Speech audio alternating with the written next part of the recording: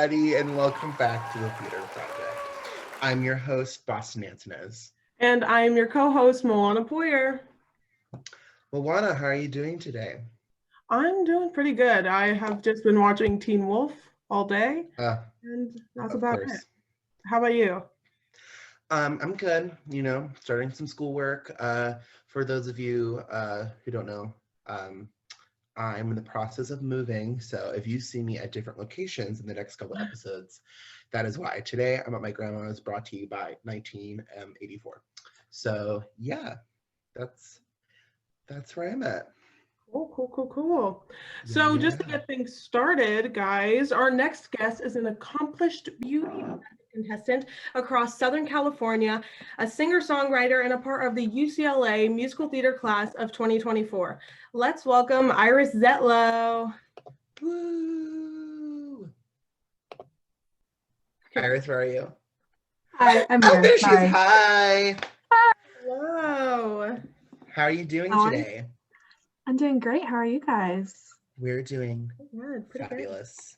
You look gorgeous. So all right. Thank you. Yeah, so thank you for joining us. So just to get started off, you've been involved with a lot of Bohemian Arts' projects, Quarantine Cabaret, a lot of the Zoom readings, 24-hour plays. So me and Moana were curious, what was it like to be a part of those BA projects and kind of, starting off with BA from the kind of the beginning?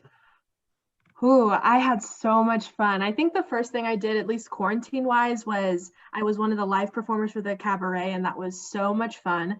I can't believe they let me just go live and just let me do whatever I wanted, even though I just was going to sing. But it was so much fun, and I'm so grateful for the opportunity and just the support of the community that they've created, because we already have a pretty close, tight-knit community in the Valley, especially with theater, and the fact that they could just rally that all together for this new and upcoming organization that's making art so accessible to so many people. And that's so exciting to me. And then the 24-hour plays were a hoot. I met new people. I'm pretty sure Sean was the only one in my group that I knew initially. So I worked with Tommy, and then I worked with Miss Sydney. So it was like new actors, and it was really exciting. So I had a really great time. Speaking so eloquently. Fabulous. Thank you.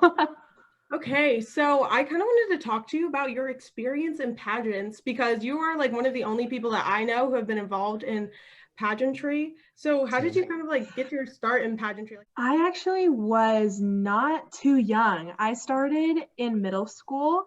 So that's actually pretty old for pageantry. A lot of girls start when they're very young.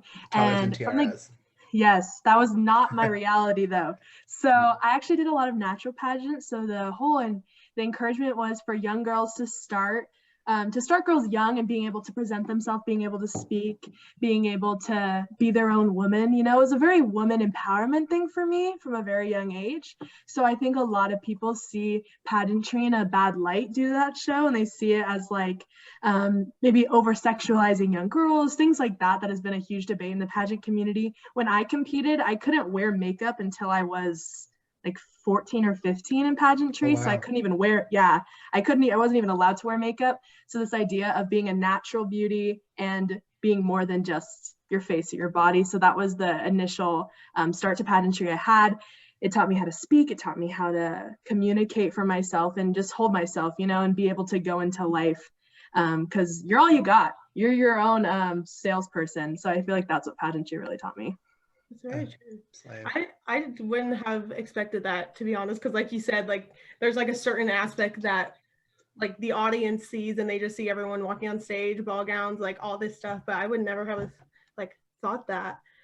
So like to kind of add on to that, would you recommend doing pageants to other people growing up? And like, yeah, I think because I started a little later, it was a little bit healthier.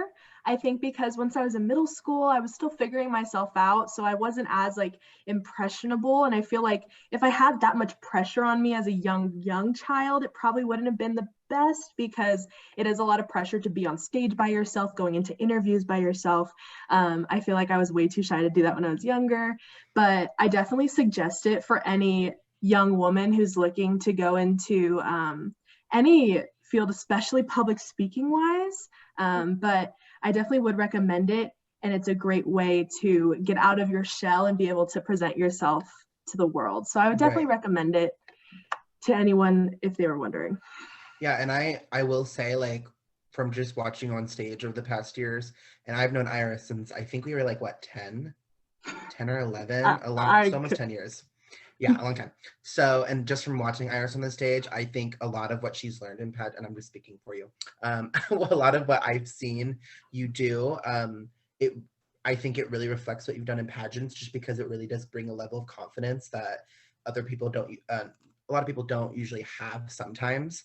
I will always say one of my favorite roles Iris has done was Rosie in Bye Bye Birdie. That was beautiful. It was so fit for her. And I just, speaking on pageants, I feel like it just gives you sort of a readiness and preparedness, especially for the stage, or the stage, as I like to say. I think it really prepares you for that aspect of it, and just fully believing in yourself. And I like that you said that the pageants that you did were natural, because I think that really just goes back to what like powerful women are all about, and that is who they are at their core, and that, you know, and I think that just reflects a lot on the stage. So kudos to you. We love the pageant. Thank you, Boston. Now. Oh my goodness, yes. Like, not even just on the stage though, like even how you're presenting yourself right now, like this is I know how you are. She said, I did public speaking, people. She's like, interview ready. She's like, yeah, and you're always. I feel like even just if we were walking on the street and we asked you a question, like you would know what you were going to say. You would say it so eloquently, be so prepared. Right. I love that.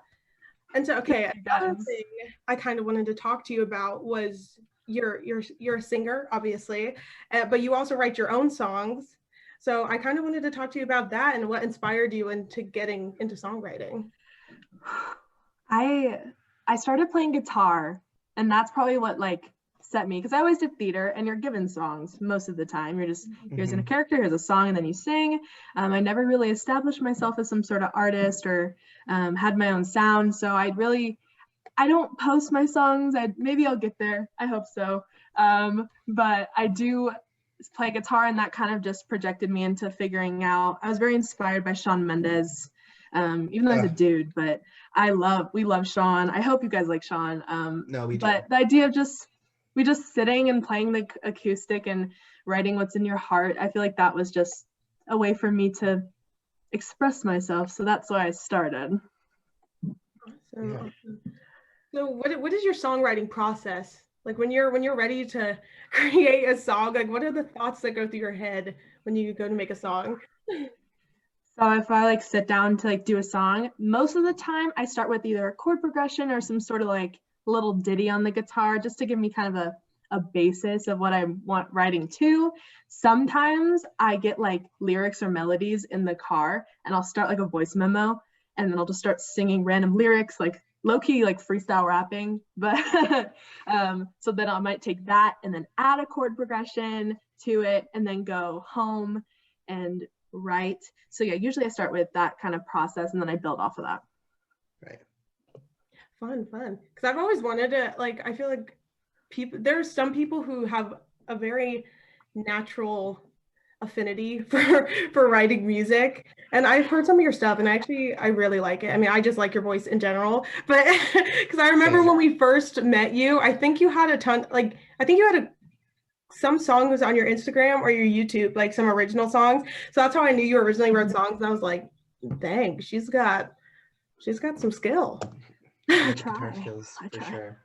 But do you have any favorite songs that you've written? Like, yes. So I recently wrote my favorite song I've ever written in my life, because I actually am not embarrassed to like show you about it. And it's called Sunburnt in September. It's a cute little ditty that I wrote about having a terrible September.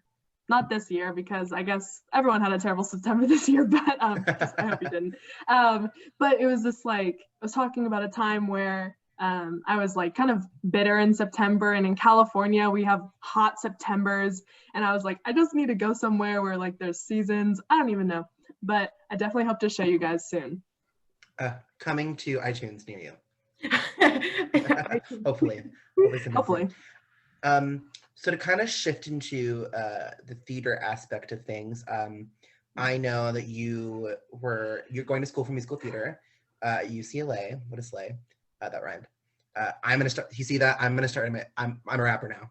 UCLA, what a slay. I'm a rapper now. Watch But out, I iTunes. know, Yes. right? iTunes. I know you partook in Unifieds. For those of you who don't know, Unifieds is a college audition process experience where you go to, I think it's either Chicago or New York, and you audition for a bunch of schools at the same time. So what was your Unified process like? Insane. So I know it's different this year, and I pray that some other years, if you're looking at this maybe down the line, or you're a class of 24, class of 23, you get to experience it. But I did Chicago and LA. So there is Chicago, New York, and LA. But Okay. the bulk of my auditions were in Chicago, which is the longest Unified. It's a whole week. I just started looking up schools that were even there just to audition, because it's a very slim margin of schools you actually get into being a girl, and there's so many girls, and you're like, am I special? And so the whole process is insane. You're in this big hotel going all over the place, showing them everything you've worked for and dreamed for your entire life, which is a lot of pressure, and trying to find somewhere to spend the next 4 years, most of the time not even seeing the campus. So I feel like that is a downside of Unifieds, but fiscally it makes so much more sense to just go to one place. Mhm. I didn't have this like giant budget, which most people do not. So my family was like, you're going to Chicago, you have all these auditions, you're not going on campus. I think I only went on campus for UCLA because we simply cannot afford to trek me all over the country to audition for schools. Which some people do, and you know what, go off, but that was not a possibility. So Unifieds was a great experience, and being around the same people that wanted to do what I wanted to do was really amazing. So I suggest it to anyone who wants to do theater, that it's very accessible. They're making it way more accessible to audition for these programs, especially now that it's online, but especially with Unifieds. Right, because I have a couple of friends who went to Unifieds as well, in Chicago and New York. I do really think it's a great experience because although you're not on the campus, essentially, you do get to once you're in the room, I feel like with a certain school, you definitely pick up on the energy of what that board is and how they treat their students in their program and so on and so forth.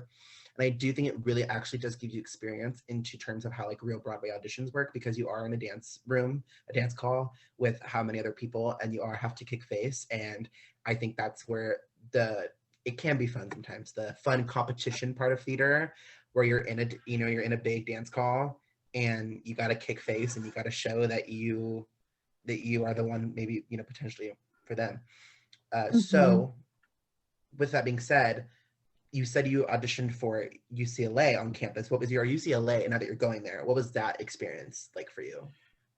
I think it was very, very interesting because I was fortunate enough to go to UCLA summer sessions the year prior. So 2019 summer, I spent at UCLA for a month. So I met a lot of the faculty, I met a lot of the teachers. And so I actually was late. I had to drive myself. So I was all by myself. I drove up to LA, all by myself. Oh my God. Independent woman, I guess. I find parking. I don't know if I have to pay. I get into this meeting and then I'm late. So I'm just sitting in this meeting. It was an info session. Luckily, I went to the same info session last summer. So it was nothing new. Just talking about the program and stuff. And then it was a very structured audition. We got to meet some of the students, which I think was really nice because they were going to school at the time. So we got to talk to some freshmen. So I definitely think on campus is in an ideal perfect world where you could do every audition on campus. It definitely was nice because we were in the facilities, we were meeting the teachers.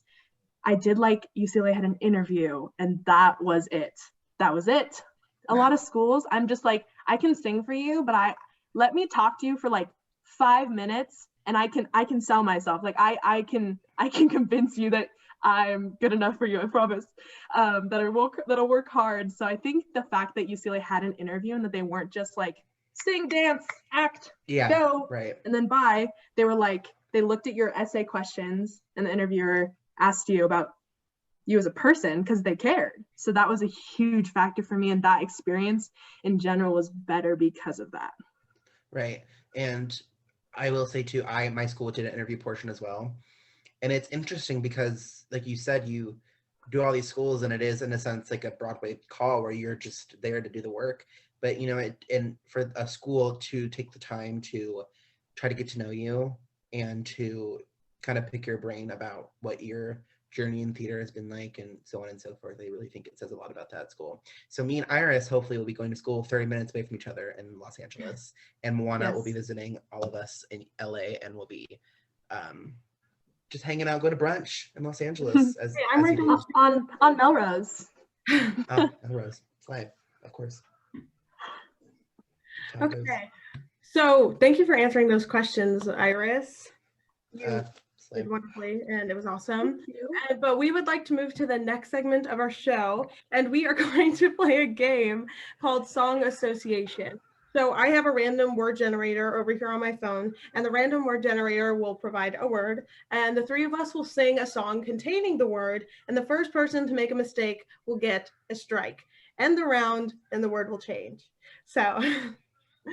So what order are we going in? We'll do Iris, Moana, then me. Ladies first. I'm in. Okay. Slay. All right, Iris, Moana, then me. And then you. Okay. So our first word is close. Never gonna get too close to you. That mean no Okay, Moana, go. Moana, go. Babe, movie closer to the backseat of your Rover. Does that count? Do variations of the word count? Does that count? Sure.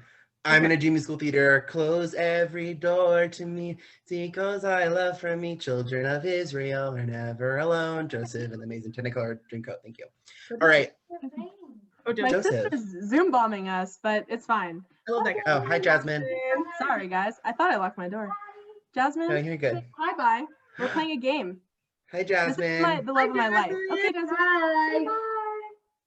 Bye. Okay, we can continue. She's just that going to be there now. Okay, so I don't think any of us lost points on that one. If anyone should, it would have been me.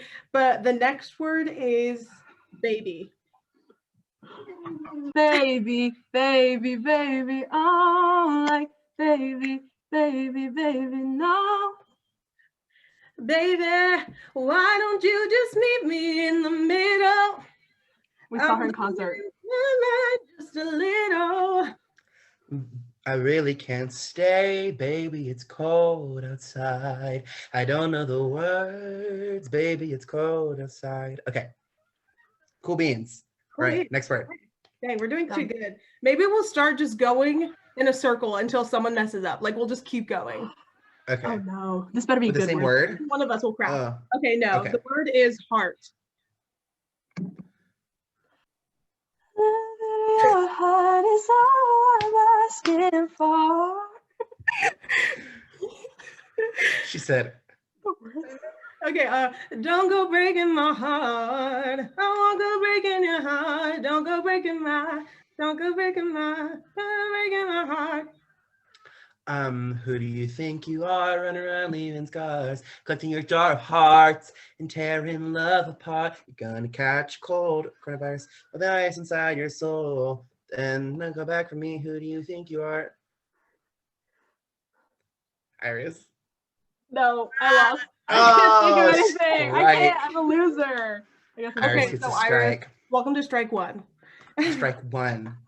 Okay, the next word is no.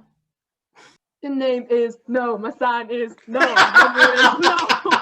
You need to let it go. You need to let it go. On to the no. No one is alone.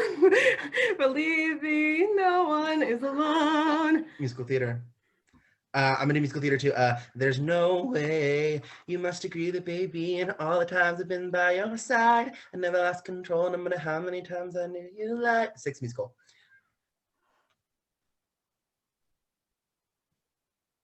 I suck at this game. You guys are killing me. I'm gonna lose. She had her hand up, like she was like, if I put my hand up ready to sing, it'll come. All right. Are you gonna go for it? No? Are you gonna go for it? Okay. All right. You know, our guest is out. We'll give you, yeah. She's on 2, so we'll give you an extra one though because. Okay, you're a guest. Like that. Okay, so the next word is something. Something about the sunshine, baby. Seeing you in a whole new light. Yep. There's something sweet and almost kind, but he was mean and he was coarse and unrefined. Ba-da-ba-boo, ba-doo-ba-boo. Yep. I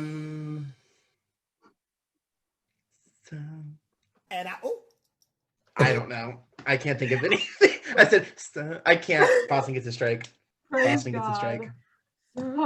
Okay, the next word. This one, I feel like this one's kind of easy. The word is friend. Okay. You've got a friend in me. You've got a friend in me. Thank you. Okay. The rose. I can go on, but. If I got friends on the other side, he's got friends on the other side. You ain't never seen a friend like me. All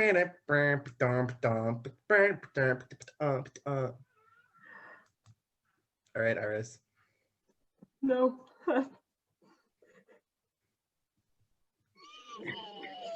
I'm literally gonna lose. 13. I'm cheating.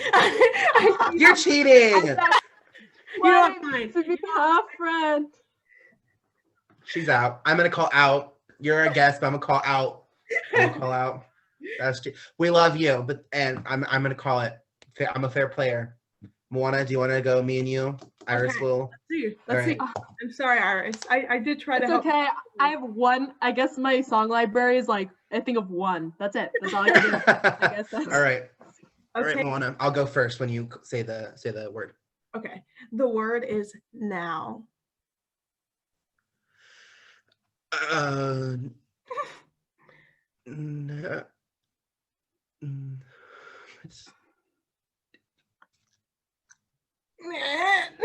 don't know. I can't think of it. Now, to be honest, that's my favorite song.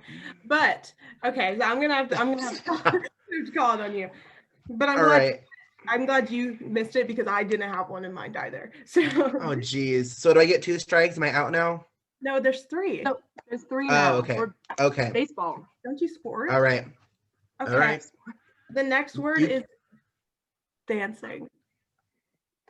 Dancing through life, swaying and sweeping, always keeping cool. Life is brainless when you're faintless. I don't know. Okay, go.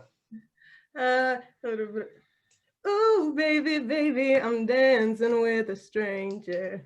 I'm dancing. I got one. Oh, I wanna dance with somebody.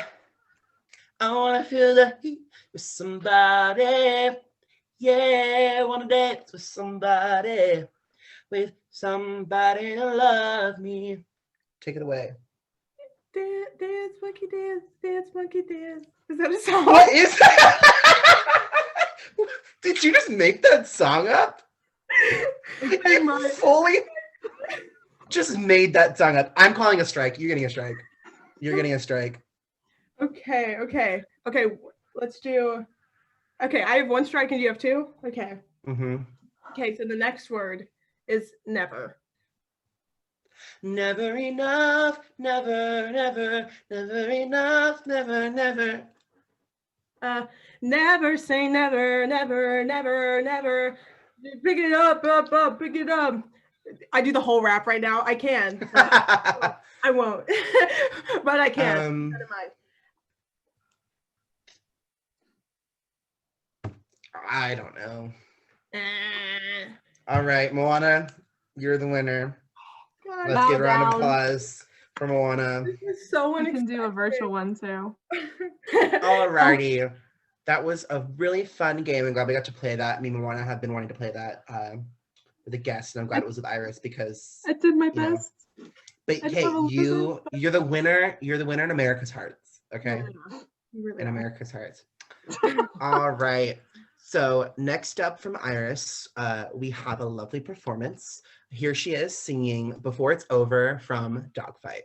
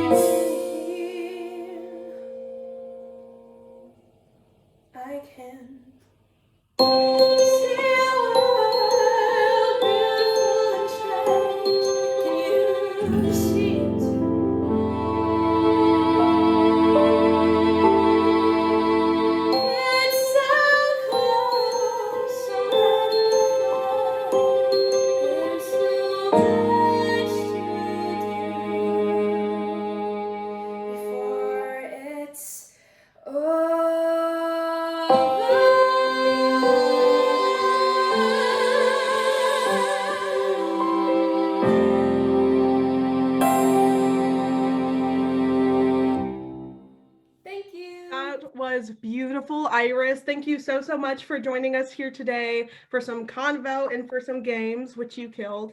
Thank you. I'm really trying. Thank you, guys. We love you. So thank you so much. Boston and I are super grateful for you coming on today. Thank you. Thank you, so Iris. much for having me. Of course. Bye. Right. Love Bye. you. Bye. Alrighty, so it's just me and you again, Mo. Just me and you. How it happens. All right. So for the next part of our show, Moana and I will be taking you guys behind the curtain and answering some of your questions. So let's go answer those questions. Let's go. Let's go and answer those. Yeah, we're gonna go and answer those real quick. Oh, are we gonna answer those questions? I think we're ready to answer some questions. We're gonna answer those questions. Hi, Moana Poyer. Hello, Boston Antunez. How are you today? I'm good. How are you? I'm fantastic. So good. Fabulous. So obviously we're in person. Hello. We're live. We can touch each other. So without further ado, let's just get started. We're so excited to be together. We haven't seen each other in like 4 months. 3 months. I think about the theatrical. Yeah, that's like 5 dog years for me. So I think we're just gonna get started with behind the curtain and start with some questions. So this first question is from Bea Barnett, and it's for the both of us, but I'll start with you, Moana. What is your favorite role that you had on the Temecula stage, and name one you'd like to reprise? I'm gonna have to go with my first show. Are you serious? Yeah, I think I'm gonna go with Shrek that we did with City of Temecula Youth Musical Theater. I think that was probably just my favorite because that was my first. Listen, son, You're growing up so quickly. That was probably my favorite just because it was my first one and my first time experiencing musical theater. But I don't necessarily know if that would be the one that I want to reprise. So like, what would be the one that you want to reprise? Probably one of the Dynamites from Hairspray. I had a lot of fun during that show. So that was probably like one of my favorite characters that have been in a show, but just favorite roles of all time would probably be the first one. How about you? Favorite role and a role you'd like to reprise? I would say favorite role in Temecula, probably, because I travel. Just has gone to one state. In Temecula, I'd probably say, I actually did this one a lot, and not because it was I wouldn't be good at it now. It would. Okay, I have 2 different answers for this. Sorry.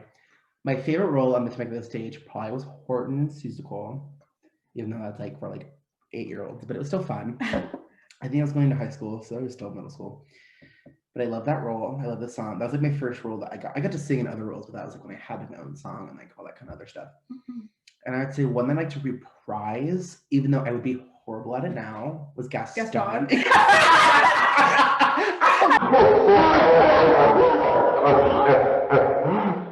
Oh gosh. Yeah, I would not be good at it now. Like, I think at the time it was the right choice, right cast. Like, it was like kind of like, okay, let's.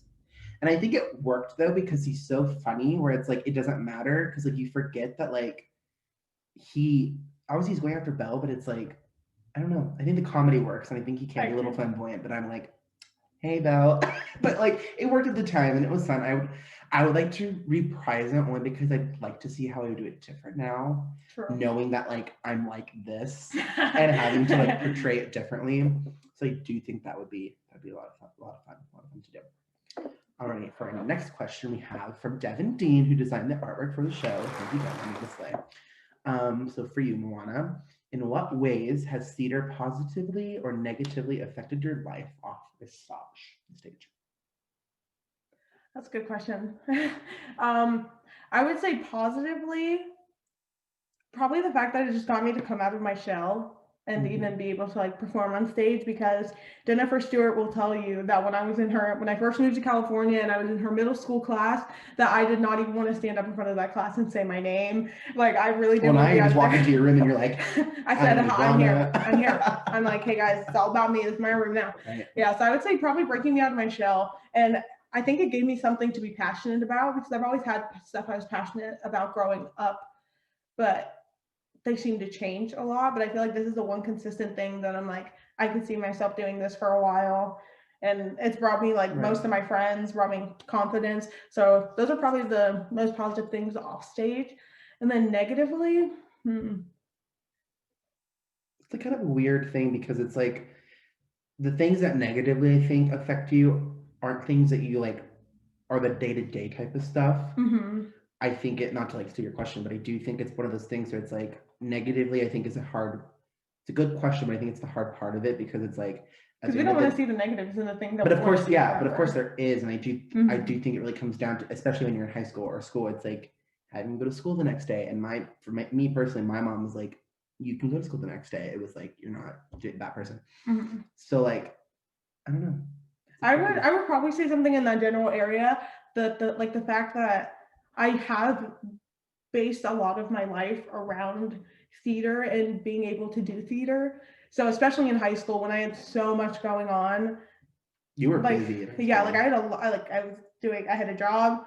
I was playing volleyball, which took up a lot of time too. And every time I would do multiple shows at once, which was difficult too. So it was always back to back things.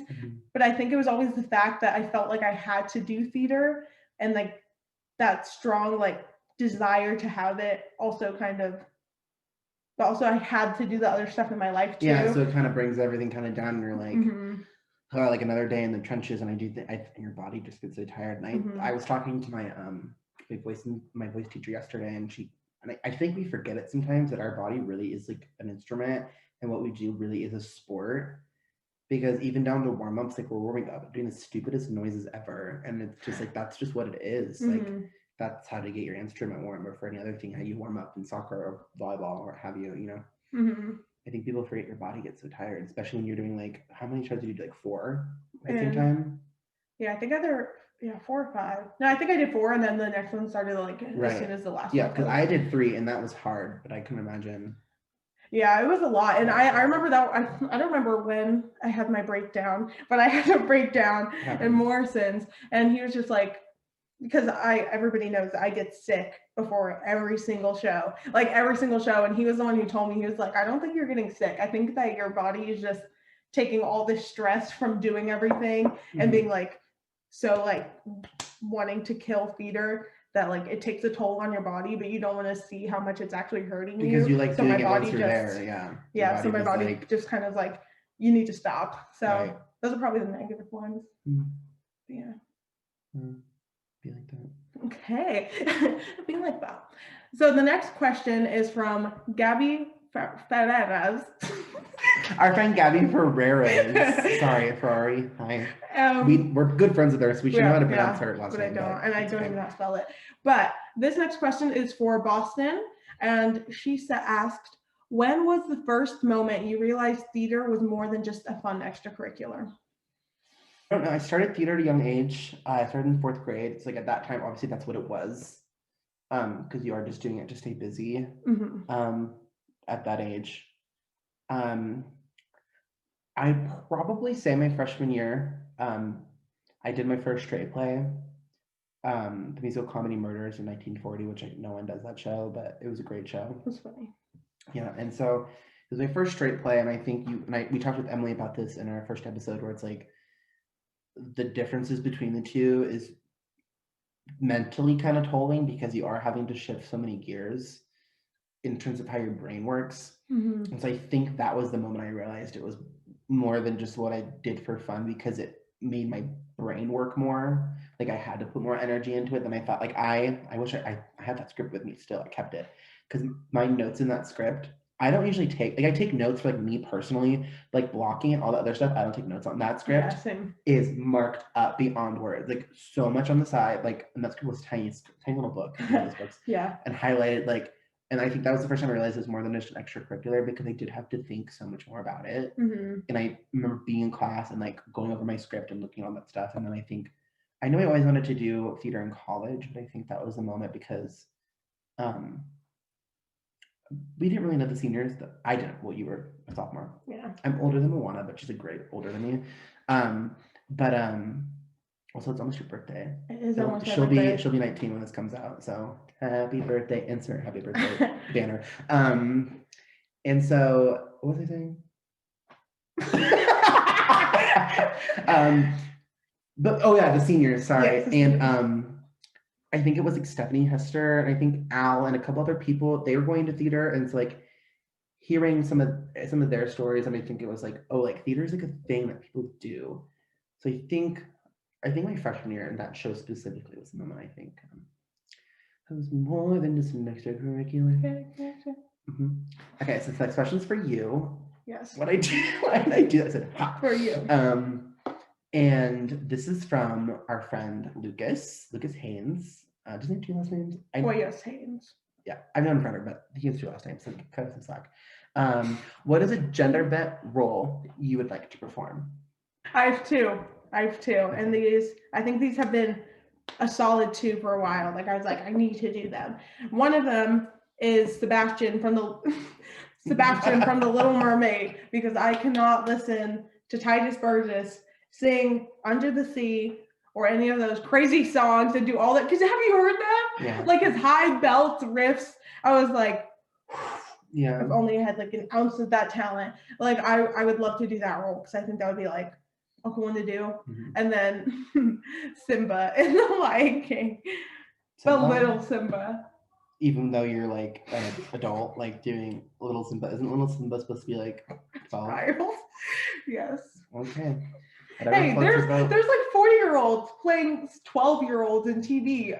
You're saying a 19-year-old. And Broadway. Yeah, and you're saying a 19-year-old can't play 12-year-old. Mean Girls were looking at you. You said, I'm 28, and I'm like, you're supposed to be 16. Like, okay. So yeah, I would say Sebastian and young Nala. Nala? Do you change it up last second? Yeah, young Simba and Sebastian. Yes. This next question, I went to go rub it and.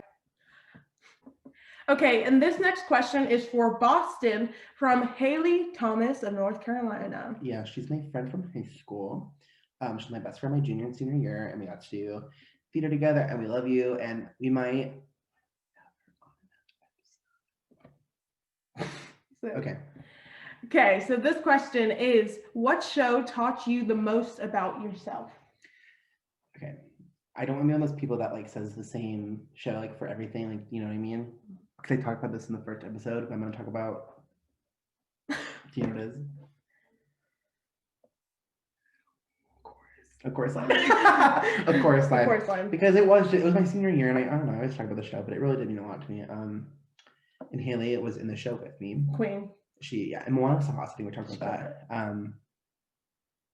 What did I do? You were next to her.